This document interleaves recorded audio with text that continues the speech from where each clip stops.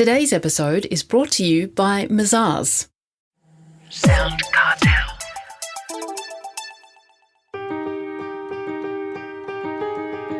From SoundCartel, I'm Nicole Goodman, and this is Business Essentials Daily.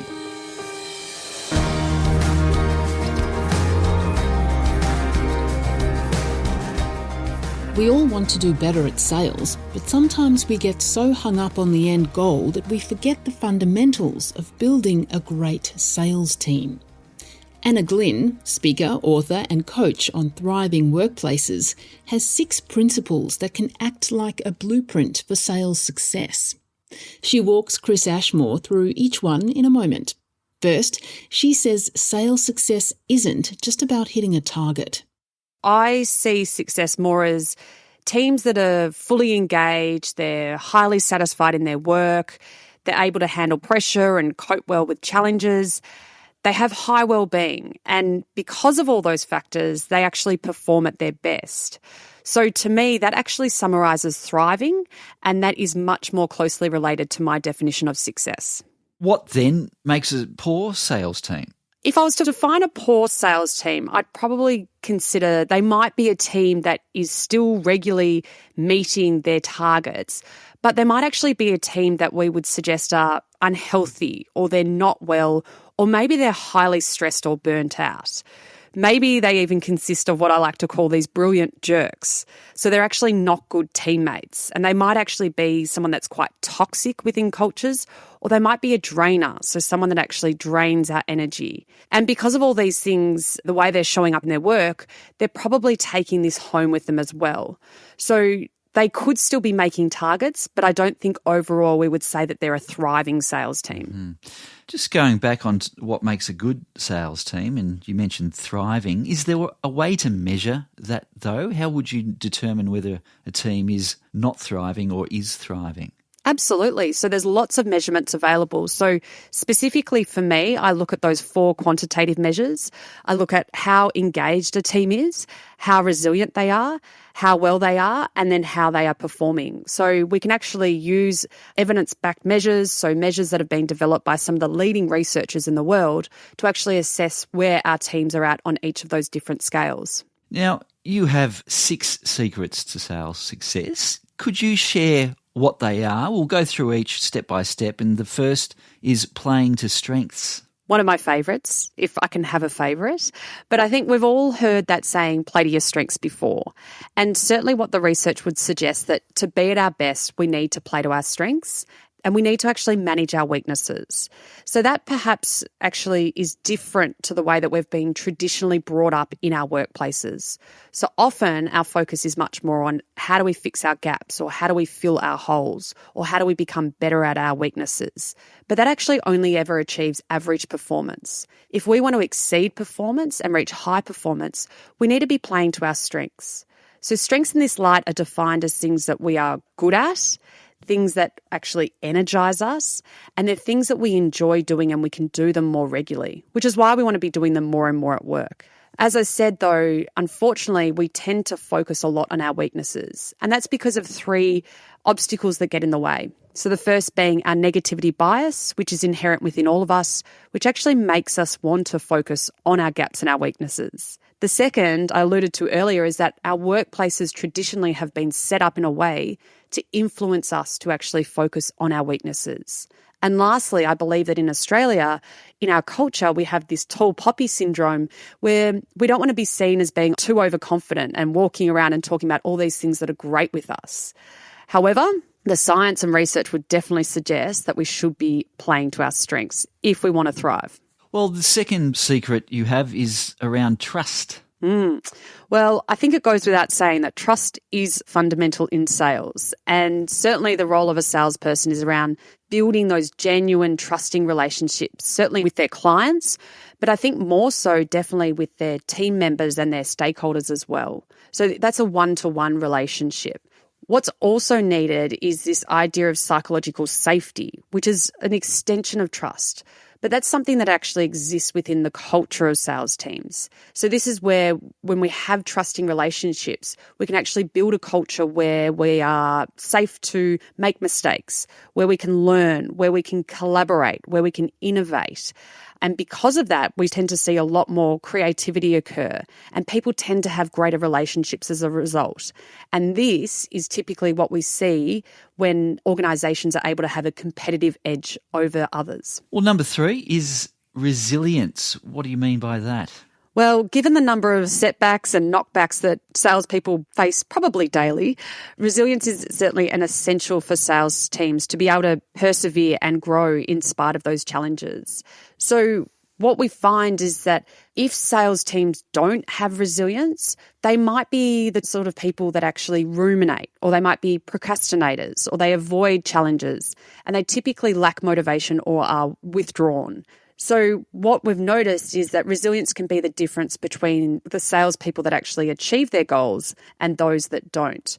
So resilience is absolutely one of those fundamental elements that every salesperson needs.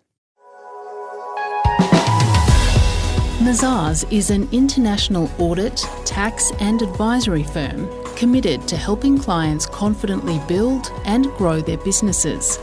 To find out how Mazars can support your business, visit mazars.com.au. That's mazars.com.au.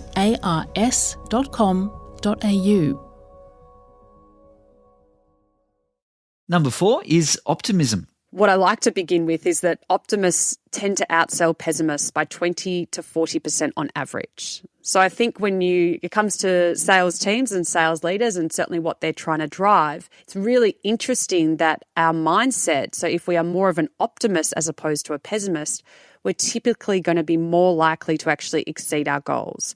So we could say that optimism is a breeder of success. And an optimistic mindset, yes, it is about the way that we think. It's not just about, how full or empty the glass is. But because of the way that optimists think, they tend to be better problem solvers. They're more encouraged to take action. They're more energized. They have greater relationships. And because of all those factors and many more, that's why they actually tend to perform better as well. I suppose the more successful you are, the more optimistic you become, and that leads to more success. So it's that snowball effect. Absolutely, that's it. But it's not the success that breeds optimism, it's the optimism that breeds success.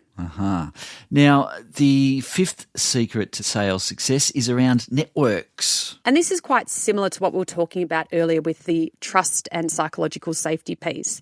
But I've given our relationships sort of 2 elements in these 6 secrets, because really, at the end of the day, our relationships are one of the most important factors, certainly in our personal lives, but of course in our professional lives and with sales teams.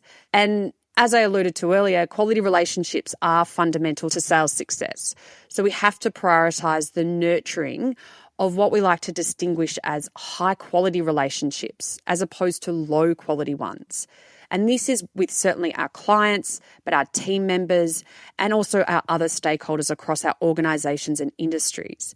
We have to recognise that these relationships are actually what can help build our energy, and they have a massive impact on things like our stress levels and ultimately our business outcomes as well.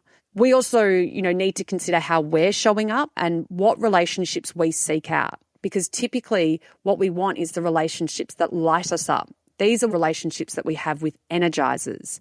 And we also have a choice as to whether we are an energizer or a drainer. And that choice can then obviously have a massive impact on the broader teams around us. So we definitely want to have more energizers within our teams, and for more people to be making that choice to be an energizer. Now, the 6th and last secret is about goals. I suppose you can't get ahead in sales without some kind of direction. Well, that's it. But, what's also important is certainly the goals, but it's the motivation to get there as well. So contrary to a popular opinion, sales teams aren't only motivated by money.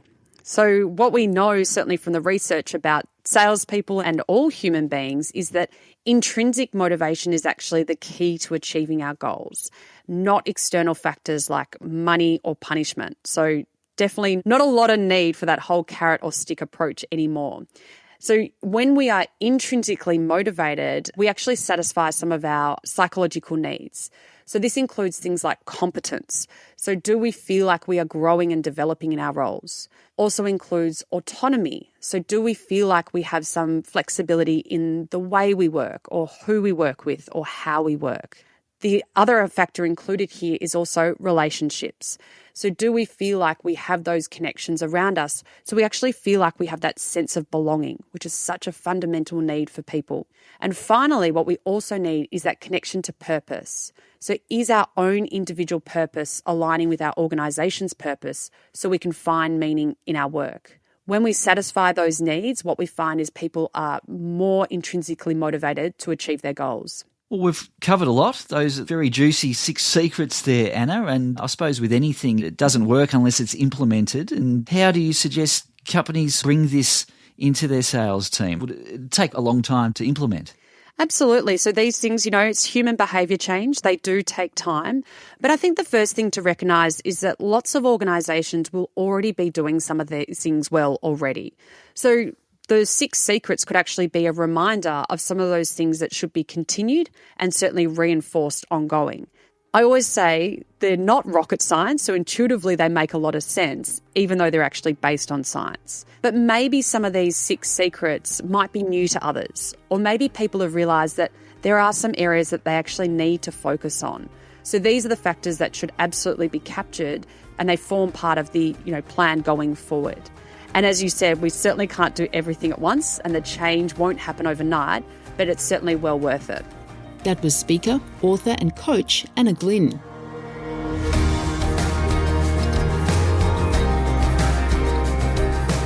Business Essentials Daily is a SoundCartel podcast. Producers are Nick Schildberger, Chris Ashmore, Jeff Waters and myself. Technical production by Pete Letts. I'm Nicole Goodman. Thanks for listening. We'll bring you more Be Daily next week. SoundCartel.